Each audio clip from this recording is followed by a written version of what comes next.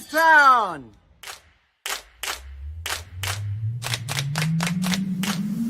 Good morning, everybody.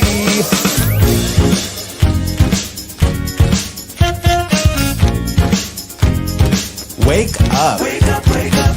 In Provincetown. This week featuring Wake up, wake up. Can I have some coffee? Wake up, wake up. Make it strong, please. Hey. Ho. Hey. Wake up, wake up. No, really, can I have some coffee? Wake up, wake up.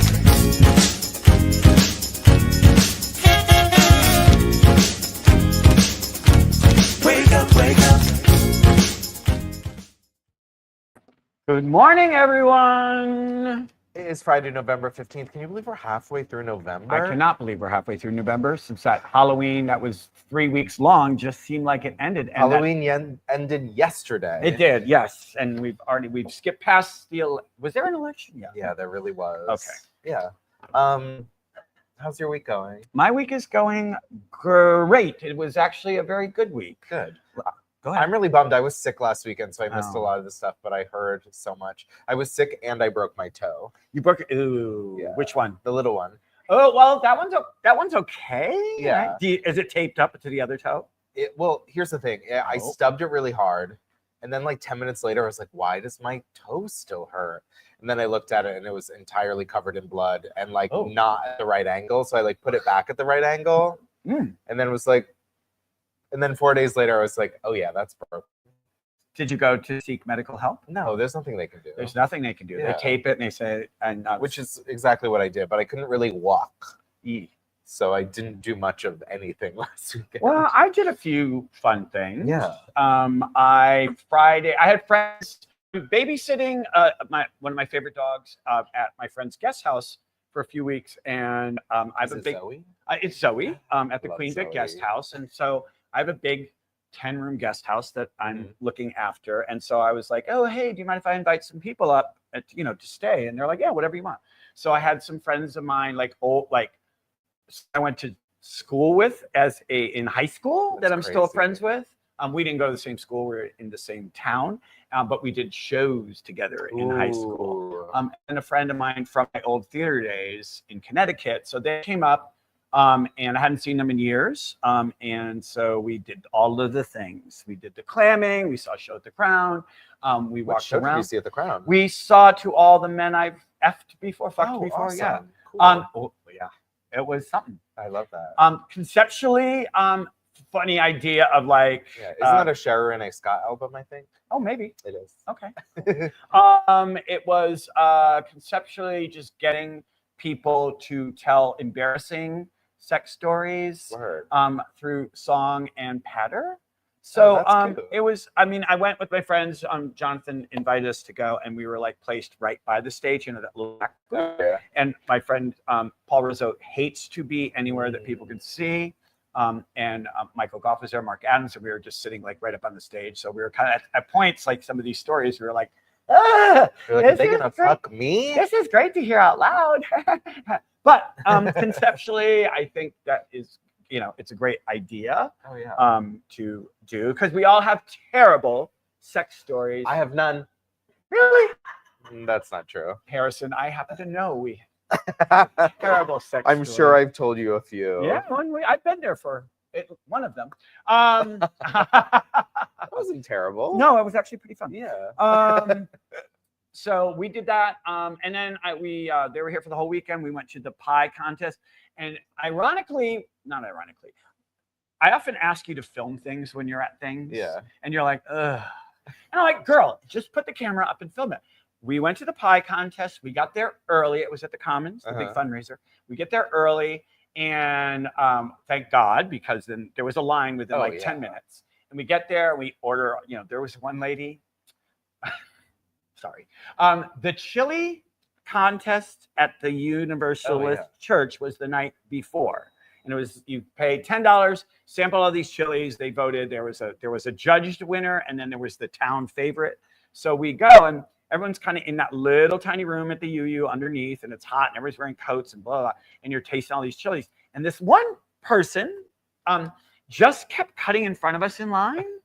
And we're like there, and everyone's kind of, it's a little haphazard, but everyone's kind of in this line. And she just, all of a sudden, every time we were at a table, she would appear in front of us. And after the third time, because I'm generally patient, it doesn't, those of you that know me think that's a lie, but so patient. I've gotten a lot more patient. Good. So she just kept popping up in front of us. And I finally was like, ma'am, you know you cut in front of us, right? She's like, oh, I just thought you were enjoying the chili. I was like, no. And she scurried away. And then, but she's that lady, okay? She's that lady that's always waiting when you open the coffee shop, like 3 minutes early, like wondering, how come they're not opening for me? I'm here every day. She's that lady. So at the pie event, we were waiting in the line, and who is like, and Alice was very much like, we start selling the pies at 1. The pies will not be sold a moment before 1. And there's a line snaking around the thing. And this lady kept popping up to be like, what about now? What about now? Like waving all of her money in front of her, like, what about now? And I love Alice was just like, nope, 1 o'clock. And she finally, like at 1 minute of 1, I think she was just so annoyed with this lady. She was like, fine. And I was like, you just rewarded her for her bad, pushy behavior. I'd be like, you're last. Exactly. Get to the back of the line. You've annoyed us. See, I always tend to find that annoying person when I'm at a club. Like someone shoves me and I turn and look, and then 10 minutes later, someone shoves me again. I turn, same person. And I'm like, oh, hell no. Do you shove them back? No. Do you accidentally brush into them when they're trying to carry like a very full drink? Maybe I just like really stand firm and then they try to shove me again. And they fall over. They won't. I do like that. I do like that thing. So I think we have some pics of the pie contest. It was jam-packed, a great community event. And now more than ever, we need community positive events. They raised $10,000. That is cuckoo. Yeah, for the Commons and the programs that they run there. Brad Drummond won for his peanut butter banana cream. Do you know Brad? Yeah. Oh, awesome. He won for his peanut butter banana cream pie, which I did not taste. That sounds amazing. We bought 4 slices each, and there were 3 of us, and we just like an Elvis pie. That was his thing, right? If it had bacon in it, then it would be an Elvis that's pie. What it was. Yeah. But we grabbed 15 slices and sat on the steps at the bike shop and like tried all these different pies. There were 3 of us. 15. Yeah, but slices like this big. Like the normal slice of a slice of pie. We did. Yes, exactly. But we did. Just like a slice. Yeah, like, I'm like 15 of them. Yeah. Okay. We felt very sick afterwards. But oh my God. Salty Market did this green tomato, goat cheese, fucking tart pie thing that was so delicious. So I think Salty Market is going to try to be open year round. Oh, work. That's awesome. So Liam, if you get a chance to like get over there, it was that was our hands down. And then we had this coconut cream pie.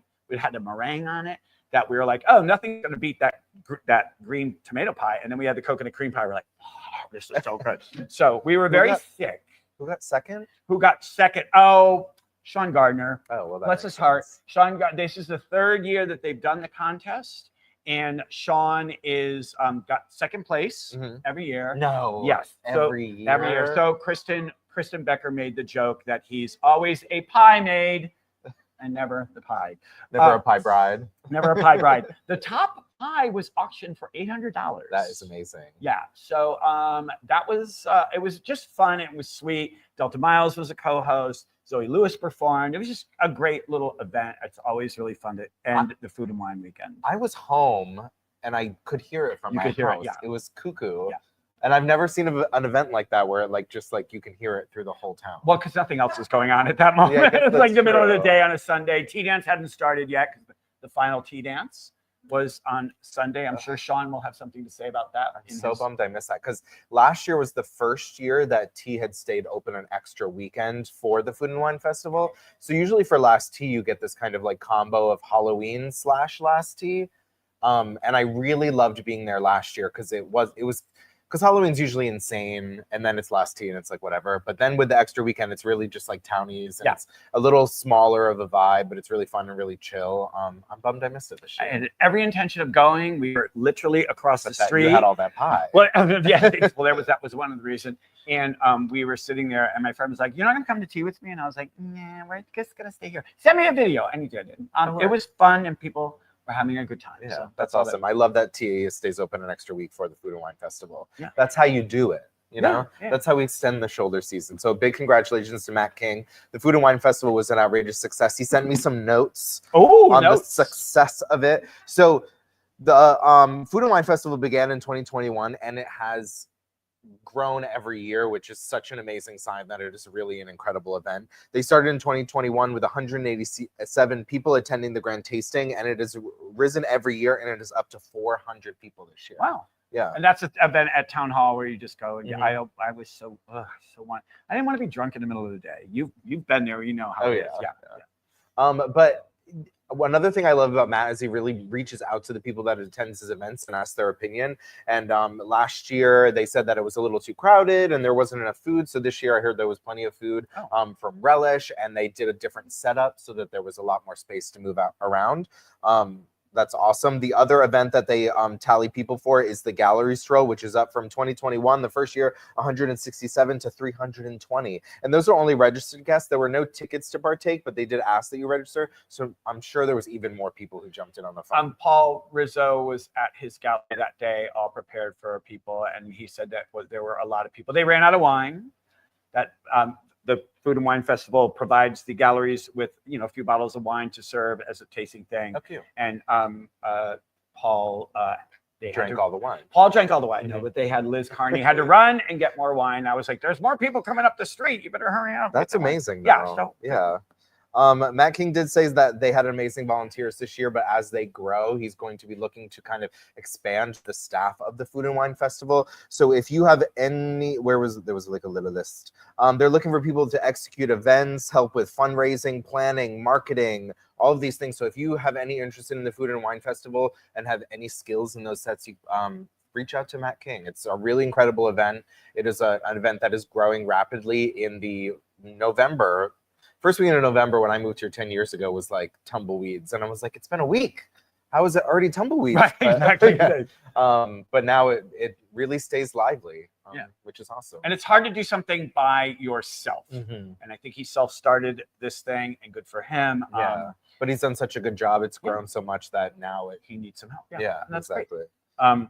Speaking of needing help and starting things from scratch, another thing I did this week was install my first winter window at Cafe Heaven. Lewis Brothers put theirs up last week. If you don't know what this is, if you are here in the winter time, you know that it could be pretty desolate in January, February, March, April when businesses are closed. And a lot of businesses will put up a display in the window and be like, we'll see you in the spring. Totally great. But if you're putting up brown paper in the window, especially in the West End, honey, it looks like the town is closed.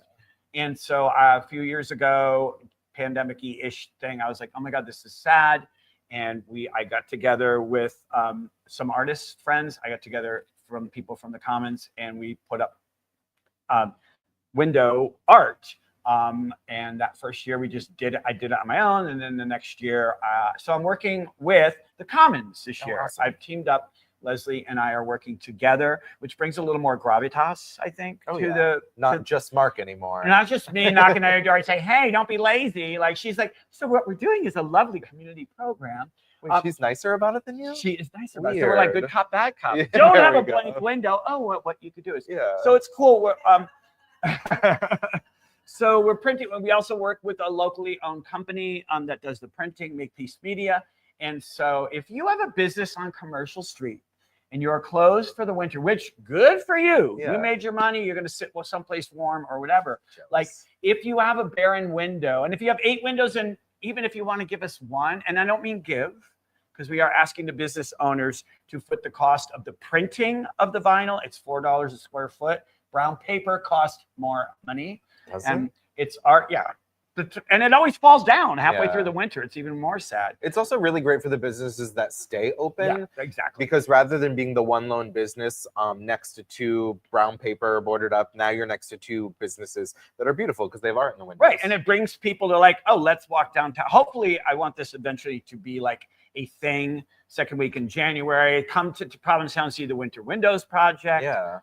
And you know, there is like, and we're promoting and supporting local artists. The Commons through the Benji Fund is paying the artists a fee to use their images, use their work, and then we blow it up. So it's really cool. Reach out to me, reach out to Leslie at the Commons if you have an interest in participation as a business owner. We have 10 people lined up this year. 10 businesses? 10 new businesses, Oh, other than the ones that we've had in the past. That's So great. we've You had- must be up around 20 then? No. It'll be about 14, I Awesome. think, hopefully, by the time it's all said and done. And that's a lot of life and color brought to Oh, town. totally. Yeah. Yeah. Wait till next year when I make the town buy lights to go down Commercial Street. So it's not dark? Well, LED lights, they Oh, yeah. can't be that expensive. We could run them zigzaggy down Commercial Street, and they could be Oh, that's orange beautiful. for the fall. They could be holiday for Okay. Christmas time. They could just be white lights in the, to lighten up because That sounds beautiful. yeah, and it's not a lot of money. I mean, and we spend all this money on like advertising in Spirit magazine, like, or whatever to get people here. But if they come here, it should look bright and light. Yeah, I love that idea. Well, everyone You should talk to the Visitor Services Board. Me and Sam are both on the Visitor Services Oh, I Board. know. And I just, oh God, there's a lot of hoops. I did go to a meeting about The banners? the art, the Winter Windows thing. Oh, yeah. And it was like, oh, and you could pay a consultant to get this, and take an ad and the thing to get people to come and see these signs. I was like, but I just want to pay the artist. Can I just do that out of the budget? Like, no, it's tough. yeah. So, and I get it. It's tax money. It has to be accountable, and I understand all of that. Anyway, so that. Yeah, if you're a business or you know someone who's a business who's closing up for the winter and would like some help making their store look really great in the off season, reach out to Marc or Leslie. Thanks. Yeah. There's more things. Oh, there's so many things. I did trivia last night. Yes, you heard that right. It's on Thursdays now through the winter, right here at the brewery, Thursday nights with me and Evan. And it was a lot of fun. We did a big media push this past week, and some people came out. It was so cute and fun. Big media push. Yeah. So Instagram stories. Oh, great. No, we made like new fun marketing for it. Great. Yeah. I mean, your turnout's pretty good. Oh yeah, definitely. Consistently good. Yeah. My round. I even wrote a new round last night. Wow. Yeah. Oh, wow. Really stepping it It's up. very rare. For I the mean, new season. I've been doing this for 5 years, so I literally have probably 150 rounds, and I'm just like, I don't have any more ideas. So. Well, if you ever need a guest host, Oh, I've yeah, done it with yeah. you in the past. I'm But happy. my round last night was red for filth. It was all about red things. It was really cute. Oh, okay. Yeah. I love that. I did more things. Oh, there's a couple new events happening at the brewery as well. So Thursday nights is trivia. Starting tonight, it's called Talk Nerdy to Me, and it is going to be a series that they run through the winter. The first few are going to be with Phil Jimenez, who is a comic book artist and illustrator, and basically he's going to bring comic books, chat about them. You can bring comic books, read comic books.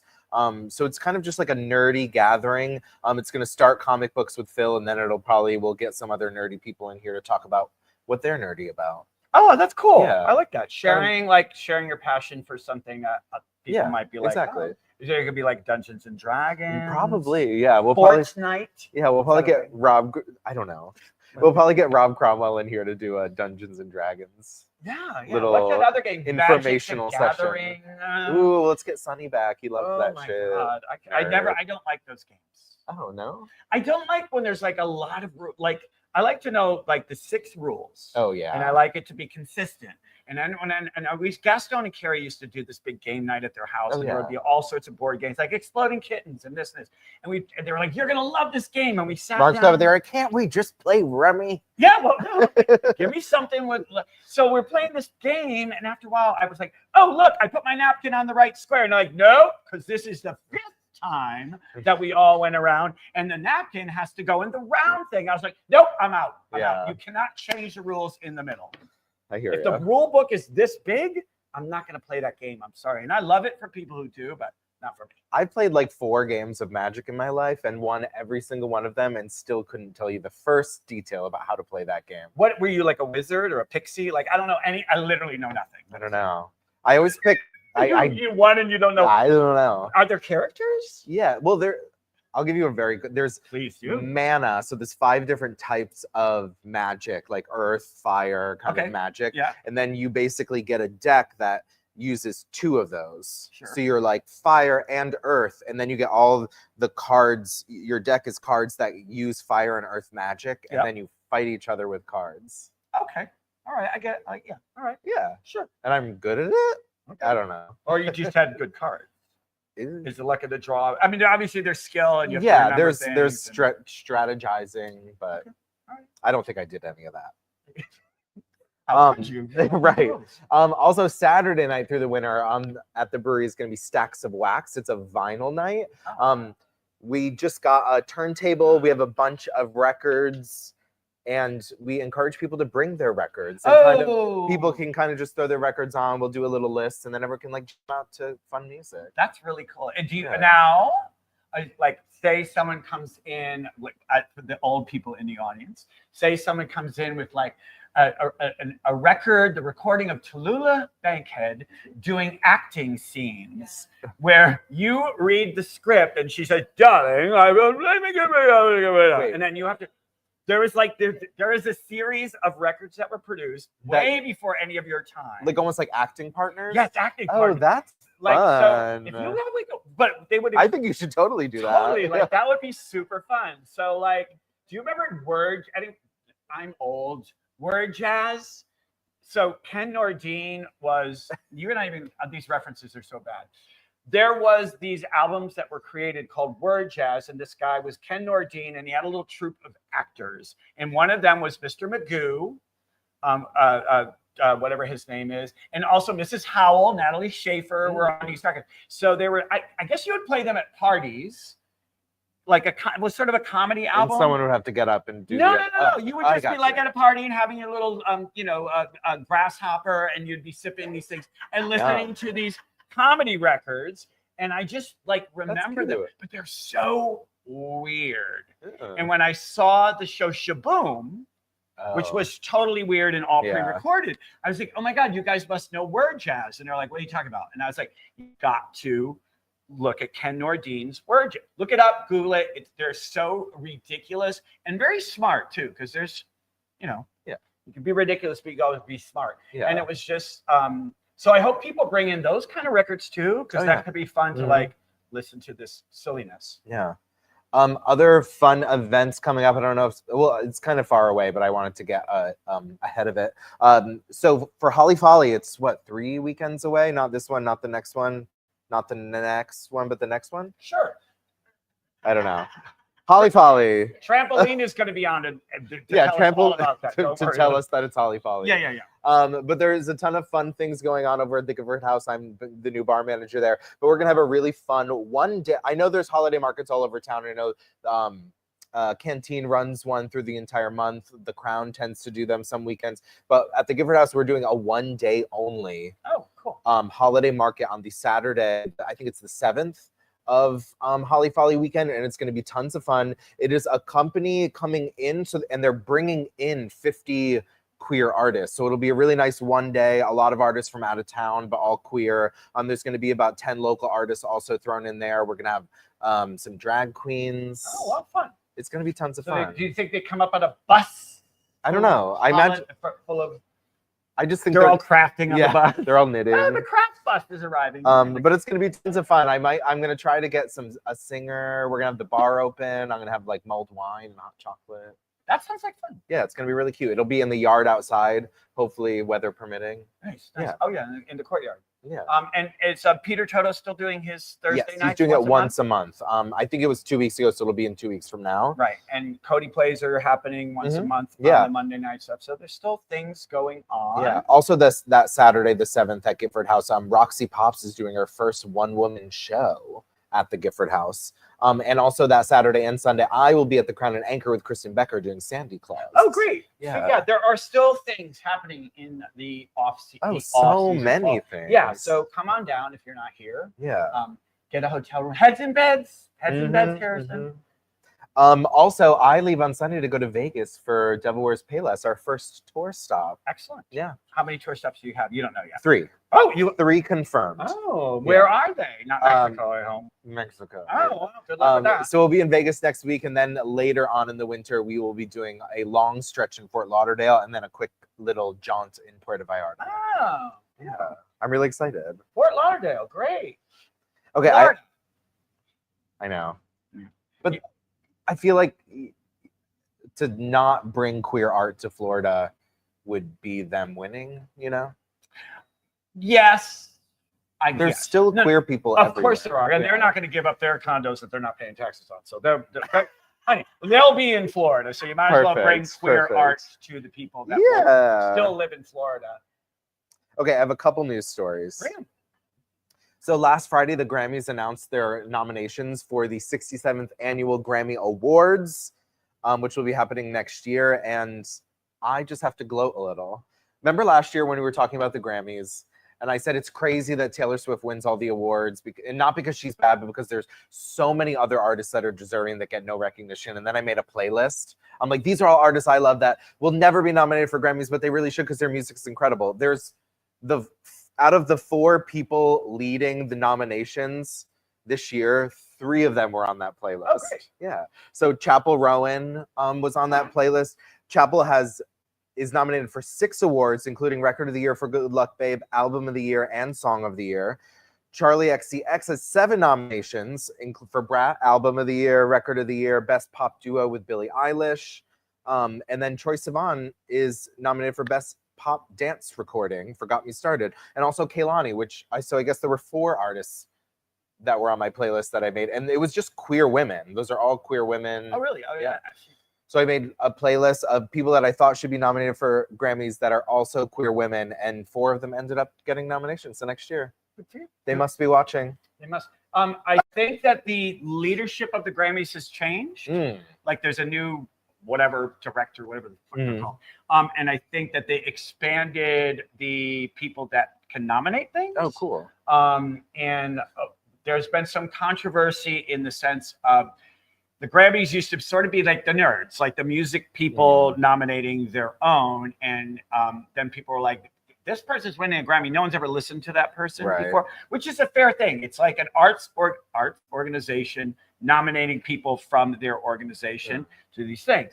And then there's American Music Awards, which is based on popular taste. Right. But the article I read was like this year in particular, like a lot of these nominations are people that have had success in pop music. So it's like for the first time in a long time, there's going to be a lot of people that you're like, well, like, did they win because they sold 1 million records, or did they win because their peers? So there's a little bit of controversy there. And they're like, if you want to reflect the people's taste, that's the American Music Awards. If you want the people who are making this art, and that includes producers and writers and stuff, that's what the Grammys Awards is.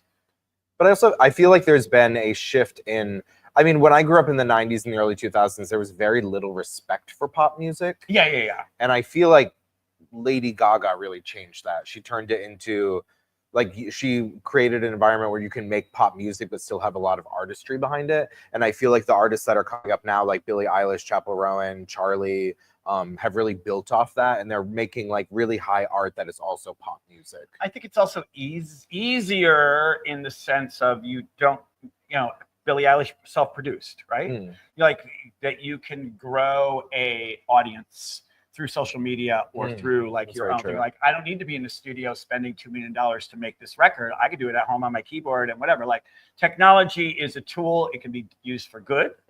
Well, we're going to see it being used for bad very soon. But like, I was reading a whole thing about AI in movies, and and Tom Hanks, that new movie that he's done, which is all AI based. It's one single camera. It's him and she was in the big movie with him. She whatever. No. She was in the one. Run, Forrest, run. The one.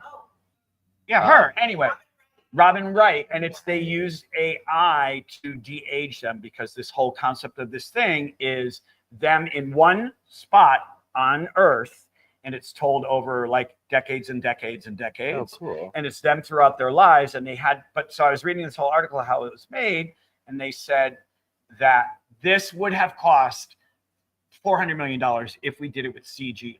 Oh, right. And by using AI, we would have been able to glean from all of Tom Hanks's movies, all of her movies, images that work in this different lighting and whatever. And it's basically, and Tom Hanks said, we've put makeup on, we've worn wigs, we have used CGI. Like, this is just a new tool for people. It's still me making the performance, but at the same time, he's also said, if they want to use me in making movies in 180 years from now, like, just show me the contract that I'm going to be signing to do that. And I was like, okay. That's crazy. Yeah, that's crazy. I don't know if I like that very much. I'm not sure either. I understand the idea of like, it's a new tool and we're going to use this tool. Some people will use it for bad things and some will use it for good things. I guess that's true. Yeah. I've been watching The Penguin. Oh, cute. Yeah. I mean, I like it because it's Christian not, Bale? Is he the Penguin? No. It's Colin Farrell and Farrell. Oh, Ooh, right. I can't even say that word. Colin Farrell in this full prosthetics that you, if he walked by, if he made out with you, you wouldn't know it was Colin Farrell. Oh, And yeah. He eats in this makeup. He drinks in this makeup. He's like got his face like it is incredible. And I watched him do it like on a clip, and it's hours of sitting in a makeup chair, completely unrecognizable. And also, could they not just get a fat person to play it? But it wouldn't be Colin Farrell. Who cares? Well, they wanted to do a different take on the Penguin, and Colin Farrell. And there's just no talented fat people. Maybe if James Gandolfini was still alive, maybe they would have cast him. It is HBO produced anyway. Anyway, Colin Farrell was in the movie. He wanted to do this series. I think it's fantastic. And just to see what they're doing with makeup. Would they do that with the AI at some point? I don't know.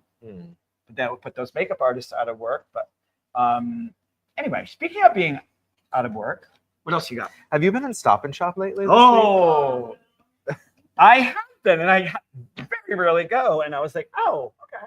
I, as a bougie white person of a pretty fair amount of privilege, really had to lower my standards to buy the last green bell pepper that they had on the shelf, because I was like, I would never buy this green pepper otherwise. But it was the last one and I needed one. Okay. It was like pale green with like dry spots, withered, wrinkly. Yeah.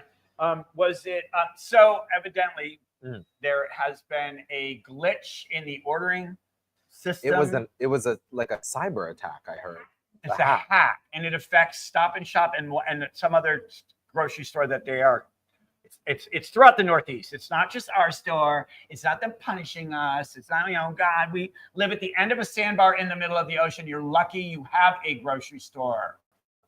I'm one of those people. I'm not. If you enjoy driving a half an hour or taking a 4-hour bus ride to get your groceries, and do we need 17 kinds of cherry tomatoes in the middle of winter?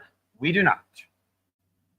Like, sorry, they're gonna, but that's not why the shelves are empty. The shelves are empty because of this computer glitch or cyber attack. They're not sure when it's going to be back up and running, but it basically obviously they have an automated system where things get sold through the register and then they get shipped those things to replace them. Sure, of course. And basically, because that system went down entirely, they have no idea what to send people, and it usually just automatically goes to the store, and basically they're just shipping everything to a warehouse and then trying to ship it out themselves without it being automated, which obviously is a disaster. And that's what happens when you put all of your faith in technology. Yeah, I am looking forward looking at what's going to happen politically very shortly. I think this is scary to me, because I feel like things like this are going to start happening like crazy, because there is a complete lack of leadership in the higher levels of our government, and there is going to be a huge lack of regulation on certain things. And I think things like this are going to be happening a lot more. Not necessarily like grocery stores not having things, but just like things that we just happen that we assume like is magic or something. Right. Like the operation of the federal government, right? Which sends out your checks, right? Which collects your taxes, right? Which makes sure the bridges don't fall down. And then we haven't been so great on that, over the years. But imagine with fewer people doing that, and it's like, oh, cut the fat of government. It's like, that's your neighbor losing their job. That's the economy of Washington, D.C. and the surrounding suburbs of Maryland, Delaware, and Virginia. jobs disappearing. Like, you know, and who do you, if we only have one kind of cherry tomato now, how many fucking cherry tomatoes are we going to have when there's no one to pick them because they're going to deport everybody? Like, girl, you won't have lettuce in 6 months. The president of Mexico did just do a press conference where she said if Donald Trump does mass deportation, she's going to deport the 2 million American immigrants in Mexico. I say do it. Bring them back. Yeah, I love the people that are like, oh my God, Trump won. I'm going to move somewhere. It's like, it's They don't want you. It's so preposterous as Americans to be like, I can do whatever I want. Meanwhile, policing people who aren't white and how they move about the world. Yeah. We're going to try to not bury our heads in the sand for the next few months or years, but we are going to try to dwell on the positive things. Yeah. Well, I do feel like in this moment, I feel like it's important looking ahead at the next 4 years that we have a few more months until that administration takes control of the government. And I think everyone should be taking steps to ensure their safety over the next 4 years. And that means, like, if you are a sexually active person who's capable of pregnancy, Plan B doesn't expire for up to 4 years, so you could stock up on that. Just think about the things that you might not have access to in the next 4 years and make a plan. Talk to your health providers if you are a trans person or things like that. Just make sure you are looking ahead at the next 4 years and preparing accordingly, because if you have to make sure you're safe over the next 4 years so that you can do the work of fighting the fight we're gonna have to fight moving forward. I have an opinion about this, and it's based on fact, but it's also like, I don't have any connection. Like, if you are a man of a certain age and you're low T and you're doing your testosterone boosters, maybe get a little extra and put that aside, because eventually you're gender affirming care. Girl, when you are 45 years old and you're taking testosterone just to have a sex drive of a 20-year-old, I don't know if it's gender affirming. But anyway, I'm getting go to the gym a little bit more. Anyway, sorry. No shaming those people. But if you can stock up a little bit on that stuff, if it doesn't expire, and your friend who is trans, who actually does need that testosterone for gender affirming care, maybe like make a little, if you are a woman of age where you can have children, but you are definitely not, like, maybe can you get a prescription, a Plan B prescription? Can you tell your doctor you had unprotected sex and sort of stock? Plan B's over the counter. Is it over the? Yeah, but it might not always be over the counter. No, that's what I'm saying. Yeah, but, right. Stock up. Send it to your niece in Oklahoma might need it. Okay, we have to. Yeah, we are moving on. We have no one standing here going. I know, it's usually me going. Yeah. Anyway, there we go. Oh, yay. Okay, let's head over to Sean with a weather report from this week. Hello, boys, and good morning. We have been blessed with more beautiful weather this week, but these winds are something. Look at the waves behind me out here at Race Point Beach. I lost a few outdoor couch cushions to the ocean on Tuesday night because it was so crazy windy, and the gusts aren't slowing down anytime soon. Winds from the northeast have kept things on the cool side, but a warm-up is coming, and the winds will continue. Today's high is 52 degrees with temperatures rising through the weekend. We could even see 60 by Sunday, but it's dry, and this dry spell continues. We could really use some rain. The region has been so dry that brush fires have been popping up all over the place. My snapdragons are still holding on, and I'm keeping them well watered. If you have new or sensitive plants, you might want to do the same. Tonight's full moon is a special one. High tides are around noon and midnight, so it's perfect for a sunset or an early morning walk with your pupper. Woof. This full moon is the last of 4 consecutive supermoons this year, known as the Beaver Moon. It's a great opportunity to spot some stunning lunar details like craters and Maria, thanks to the angle of the sunlight. So grab your telescope or even just binoculars. The full moon will rise at 3:54 p.m. here in P-Town. Full moons are also key astrological events, so I reached out to my local astro expert, J-Bam, for some insights.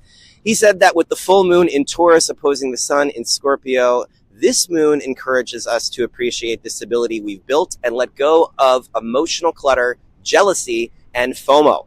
This energy invites us to release anything that's not meant for us, reminding us to stand firm in self-love and honor what we've achieved.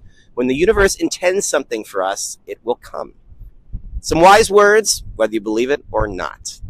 Have a fantastic weekend, everyone. I'm headed out west for a week, and I will be broadcasting remotely for our next segment. Stay tuned to see where I end up. Guys, back to you at the brewery. Thank you so much, Sean. Please welcome Amy Raff from the library. It's me. Yeah. Thanks for having It's me. good to see you. I've seen you too. twice this week. Yep. Been a big week out in the world. How's it going? It's going pretty good. I'm really excited to hear about Talk Nerdy to Me. I That's know, right? kind of a librarian's dream. Are you a comic book nerd? I'm not, Okay. but I'm a nerd, but I don't know what about exactly. Okay, I love So, that. yeah, Well, to be come continued. tonight and see if it's comic books. Yeah. Maybe if I could do an episode of it about 90 Day Fiance. Okay, that I'm into. If anybody wants to talk about I'll do one that. on skincare. I'm very nerdy about that. Oh, good. I need that. But you Okay. are here to talk about Winter Wednesdays, correct? I am here to talk about Winter Wednesdays. That's really exciting. Winter Wednesdays started, I think, in 2017, and it was the brainchild of Morgan Clark, who was our health director at the Yep. time. Who was awesome, and we miss her. Anyway, it was a way to bring the community together during the darkest months, to learn from your neighbors, to have some togetherness, to have a reason to leave the house and not go to bed at 5:30 every night. And it's a collaborative project between the library and the health department and the school and the other outer Cape towns, Truro, Wellfleet, and Eastham. So right now we're calling for instructors. We're looking for people to share their passion and their skills with other community members, like artists and writers. We have a baking class sometimes, a drawing class. There's Zumba, there's yoga. So whatever your thing is, we need you as an instructor. And the application deadline is December 6th for that. And if people want to apply, they should go to winterwednesdays.org and fill out the form. It's a 7-week series. It starts in the middle of January and runs for 7 weeks, whatever that is, takes us to the middle of March, I think. And there's a stipend for instructors. Oh, awesome. Yeah. And the Winter Wednesdays is also dedicated to reducing barriers to access. So we don't charge people anything. Right. We pay for supplies, we provide transportation, and childcare. Oh, that's awesome. Yeah. I think this winter especially, it's extra important to get out of the house, be with your community, because for me, that's what makes me feel really good. Yeah. And there's also a little bit of starting friction, which is like the reason to get out off Right. your couch at 5:30. Right. Yeah. And especially with what's happened in the past couple weeks, I know so many people who have kind of, what's the word? Just like retreated. Yeah. Including me a little. I was like, I Same. can't go out there. I can't be around people. But I think once you get past that and you start to surround yourself with your community, do something really cool, it'll make you feel really good this winter. Yeah. Yeah. So I think that's really important. Yeah. I mean, self-care is number one right now, right? But we Yeah. also have to stick together and be together. Yeah, agreed. What are some highlights from past Winter Wednesdays that like can give people an idea of what type of instruction you're looking for? So like I said, we had a writing class. We have drawing classes, things that are creative, any kind of crafty thing. We've had knitting and cross stitch and pottery. I personally think that crafting saves lives. So if we can especially if we're doing that together and learning new skills and like the actual physical act of creating something, right? Totally. It's like motion forward. And doing it with your neighbors and doing like, Yep. oh, look what I'm doing. Oh, well, if you do it this way, you can make it a little faster or whatever. Like Right. there's that exchange that happens Right. that is only good for people to like, Yeah. look outside their own window. Exactly. We have this other program at the library during the off season called Crafty Coffee Hours, which is on Fridays from 10 to 12. And it's kind of like a passive program. It's like we were all sitting at a bar, which we're not. We're sitting in the library having coffee and baked goods, but like it's like parallel play, right? So you're doing your thing, you're doing your craft, you're having togetherness, and then just conversations pop up and people start talking about things which may or may not be appropriate, but are also a really good time. So everyone kind of brings their own craft. You can bring your own thing, and then Deborah sometimes does shows you how to do like different printmaking stuff. Last year we did a lot of printmaking because Provincetown printmakers and that whole history and stuff. But if you have your own thing, you bring your own thing. Oh, that's really cool. Yeah. Yeah. If you've not been to the library and you know, we own it. It's part of the town. It's yours. It's yours. We're here for you. There's always, I think you guys always are trying to do a creative thing with being the Moby Dick thing, the Christmas Carol readings, like that you can be part of, and the different programs that you have, the health clinics that you guys have put on, and you know, just that beautiful, beautiful room to be in, and just, you know, you can read at home, or you could go and sit in a beautiful sunny window and read in the library, and you might bump into someone and have a conversation that you're not going to have sitting on your couch, which I think it's, again, community, and it's a beautiful place. It's like the great third place, right? It's not work, and it's not school, and it's not home. So maybe it's the fourth place. I don't know, but it's a place to be, and it's the thing I love about the public library is that this alone togetherness. You know, you're doing your thing, and I love it when I see people who come in and like spread out all their stuff and their paperwork on the table, and they're like organizing their lives, and they're doing their solitary activity, but there's humanity around, right? So we're not just lone little boats all alone. And also, you guys do you have the Library of Things too, right? You can take the Library of Things, right? So you can check out the Red KitchenAid. You know, it's a mixer. Yes, and it's red, which is really important.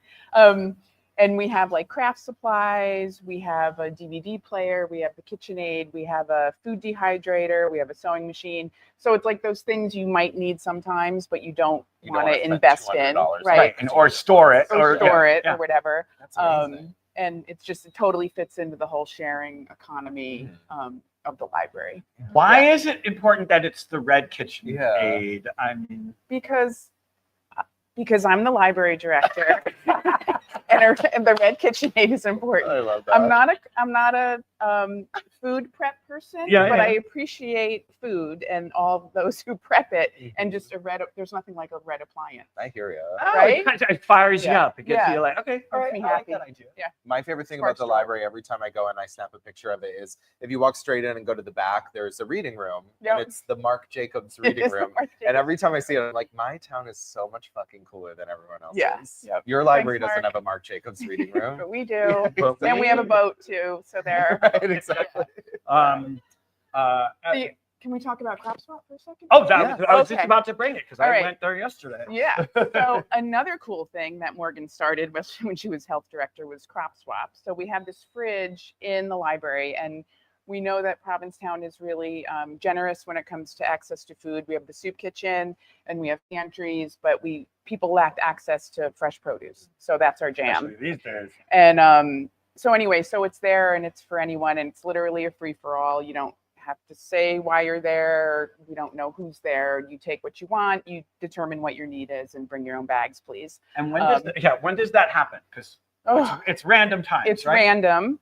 Keep everybody on their toes. So we get donations from Skip, and then we go to Stop and Shop and purchase produce. A little hard to do this week. Right. Also, J&E's been hooking us up in a major way. Our wholesale produce sellers in Provincetown, they just randomly drop off stuff. Yesterday, there were these red peppers, cherry tomatoes, just one kind, ginger, just amazing stuff. And but it's random. Yeah. So you have to either go to the Crop Swap Facebook page or call the library or come by. And I saw a post about it a few days ago, and the fridge just looked gorgeous. Oh, just with packed with amazing produce. That was last week. It was packed. Paul and I helped stack stuff. Yes. You guys, we actually very helpful. They were very helpful. Sorted things into the fridge. I got endive yesterday, and I had a friend over, and I was like, I'm gonna whip up an endive appetizer. We're gonna dip this in these little cherry tomatoes with the red pepper.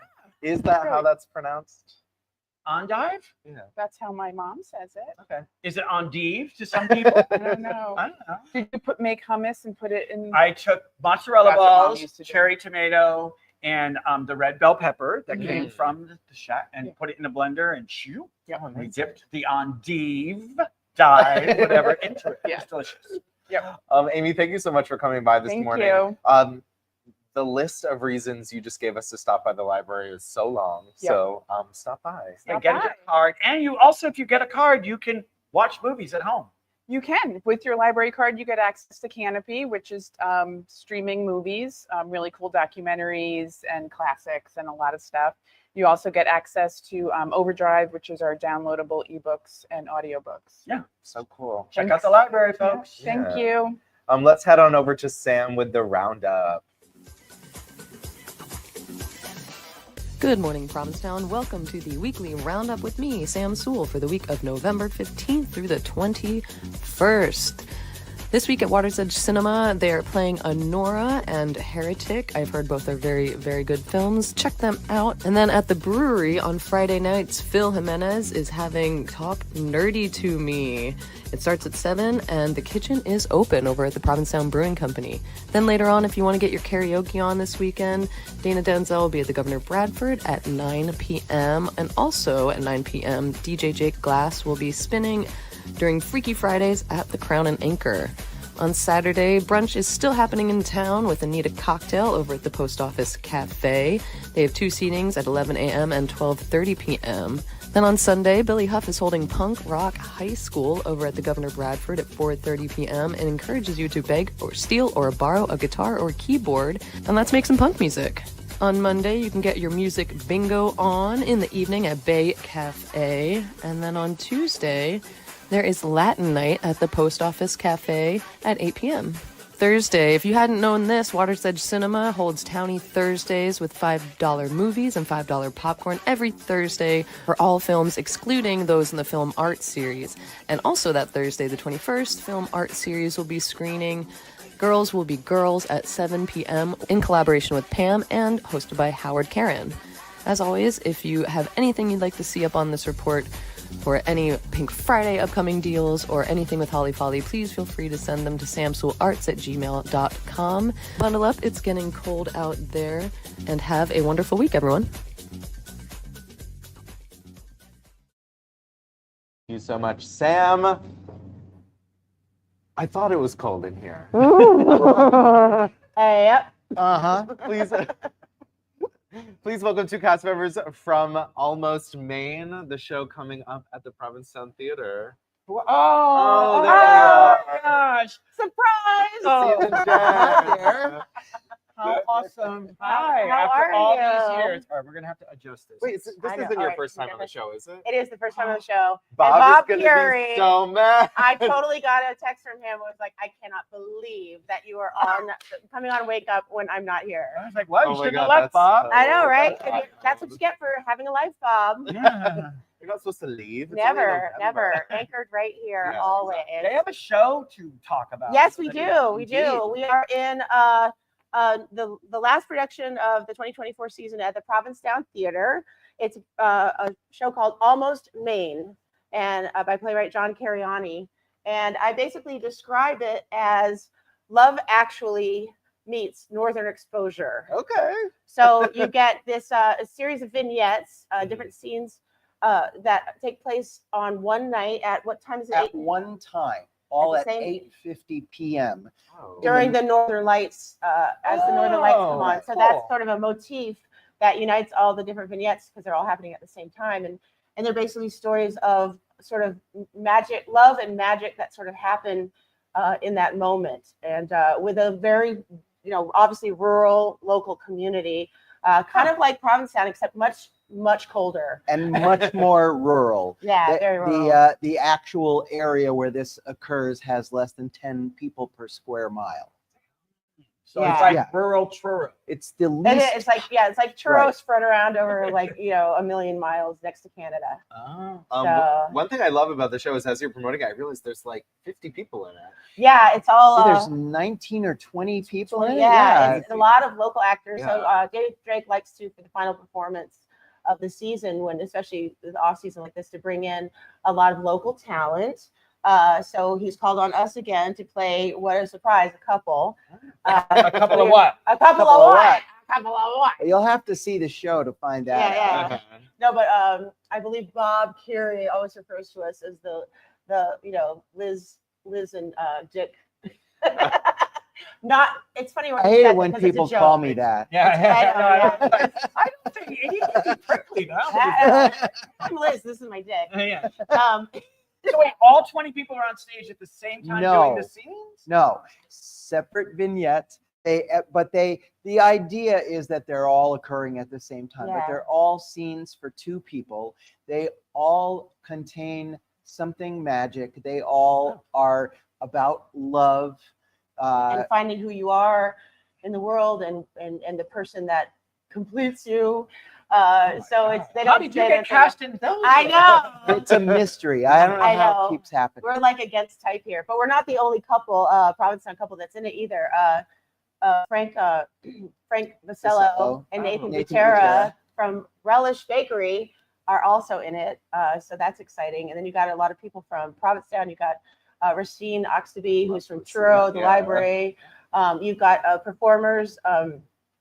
We've got Hilary Tamar, who is playing a great part, and Katie Pentadimos from Wellfleet. So it's a real community, pulling from the community for it. James Cerny's in it as well. Yes, he's wonderful. His first show at Provincetown Theater. Well, actually, he and I, we all did a reading with James a while back. There's a lot of different theatrical readings that happen in Provincetown in light of, trying to keep the creative process going without having necessarily full-on productions. So he was in that as well. And David really thought that this would be a great play to present this time of year, because there was a lot of uncertainty, as we all know, about where we were going to be as a country, and that we could all use a play that would sort of feel warm and close and give you a feeling of bringing us all together. And it's just a wonderful environment. It's a wonderful production. Right. And I think there's a couple people in it that haven't been in shows before, or at least not in a very long time. Yeah. Which is also a really. It's got it. Yeah, it's a whole range of community members coming together from different backgrounds. Some of them have a lot of theater. We have one that's the real deal. She's a real actress. It's certainly not me. It's Laura Scribner. She's really great. Yeah. She actually plays two parts in the play. She's a real highlight. Really great. Yeah.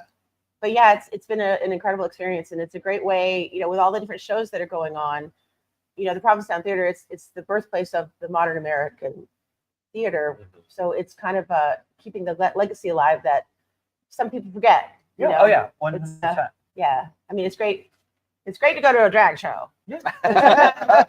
Sometimes it's nice to not be AI, to be like live on the stage.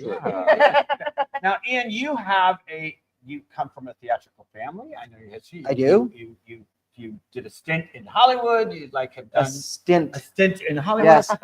And you're a performer. But Jen, you haven't. You don't. You're theatrical. I just act in life. Yeah, you're theater at the back. Oh, I imagine the thing. Just a ham. Yeah, no, my friend used to say that.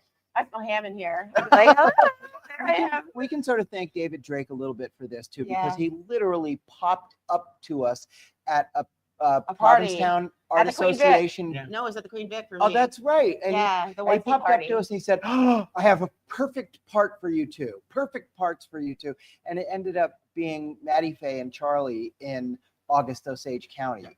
And she literally hadn't been on stage for 38 years. It was in a high school theater. Just geek. Flattened us all. Just blew us away. We played a married couple in that too. Do you find? I mean, obviously, and I don't know this show in particular. Like, so you can bring things as being a married couple, like that shorthand of things. But like, you enjoy doing it because you wouldn't like. Well, it's funny. I think that when we were talking about having a serious answer to a question like this, I was saying that we bring a lot of trust immediately in the scene, because when you have a scene partner, as you know from acting, and sometimes it takes a while to get a rhythm or a rapport or an honesty from the get-go. And so I feel like we sort of start from a place where a lot of people take weeks to get to. Sure. Yeah. That doesn't necessarily mean that we are going to give a good performance. Are you sitting there making meatballs, like doing the lines while you're talking to each other? Well, she has this thing where she'll start doing it at a sort of completely random time. We'll just have walked into a room, like say we've just gotten up and she's got her tea and I have my coffee and we have our phones and we're going to sit in the living room for a minute and wake up, and she just blurts out, starts in with the lines, and I'm like, what is she? Oh, okay. One of the funny jokes we used to say about August Osage, because in August Osage County, we had this big, the couple had a big blowout fight. And the question people would always ask us is, do you fight like that at home? You're like, hell yeah. No, my response was no, because on the stage, I actually have to listen to him. I have a frying pan in my hand. La, la, la, la, la, la, la. Are you done? Now you've been so this is an acting thing, but Ian, you're also a musician. Yes. And you're still gigging over at the Old Colony? We have one more gig at the Old Colony. That's the 27th of November, the day before Thanksgiving, the night of the monument lighting. We'll be playing right after the lighting from 7 to 9 at the Old Colony. The Barmaids. We're called the Barmaids. There'll be 4 of us this time. Damon Gorham, Matt Berry, D'Angelo Nieves, and myself. Cool. That's sort of like a jam, like you're jamming. You're doing songs, but you're jamming.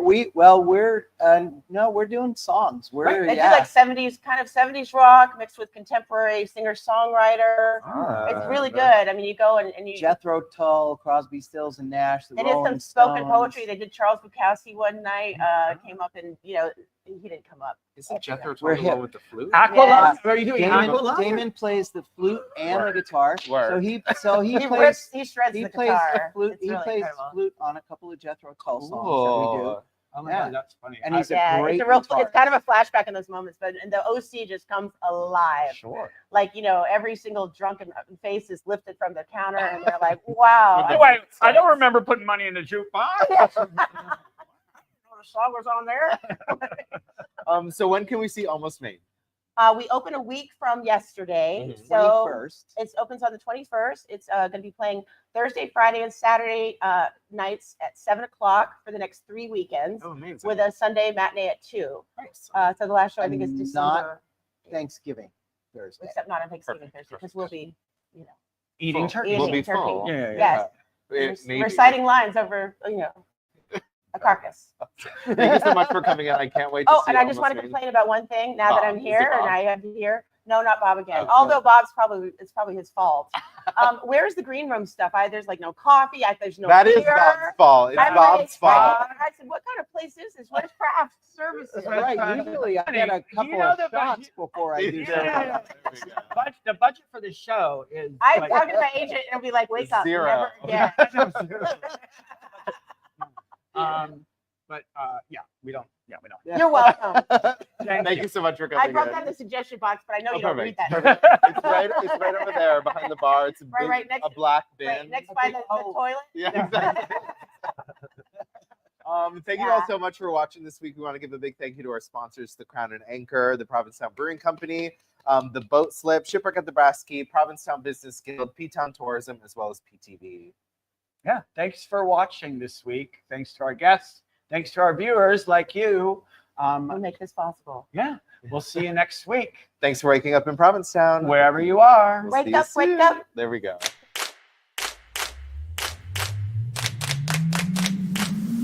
Good morning, everybody.